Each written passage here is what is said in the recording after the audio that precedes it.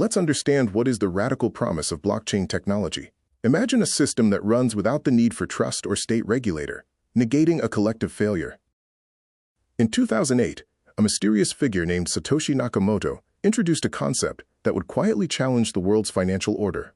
Their 9-page paper, Bitcoin, a peer-to-peer electronic cash system, introduced the world to an entirely new paradigm for transactions.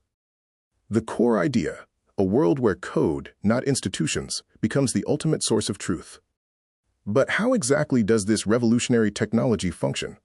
Imagine a massive, shared digital notebook, duplicated across thousands of computers globally. Every entry is permanent and transparent. Transactions are verified by everyone, chained together with cryptographic locks, and crucially, no single entity owns or controls this ledger. However, this lack of central control presents a profound paradox. Once a rule is coded into the blockchain, it cannot be changed, even if it's flawed, or if unforeseen circumstances make it critical to do so. Lost passwords can mean millions vanished, and coding errors can drain entire treasuries, all without a central authority to intervene or reverse the mistake. For centuries, societies have relied on human trust and central banks to value of currency, a system that, while imperfect, offered a degree of accountability. We trusted banks with our money, courts with justice, and governments with value. This fragile human trust has been the bedrock of our systems. Blockchain proposes a radical alternative. Don't trust them. Trust the network. But with that removal of trust also comes a removal of human accountability. The irony of blockchain is that a system born from the dream of freedom is increasingly being used for tracking and control. The very tools designed for decentralization are being co-opted to create new forms of centralized oversight.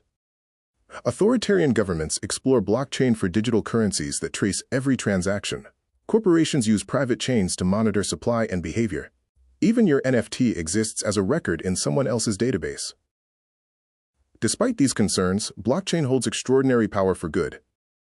In unstable economies, it offers a way to protect wealth from corruption and arbitrary control.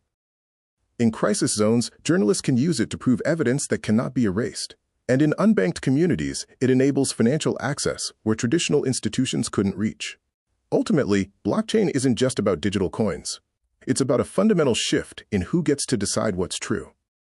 It's about rewriting the very foundations of truth, moving beyond just monetary transactions. The power shifts from institutions to code, from human consensus to cold computation, holding both immense liberation and profound danger. When truth becomes math, whoever controls the math controls the truth.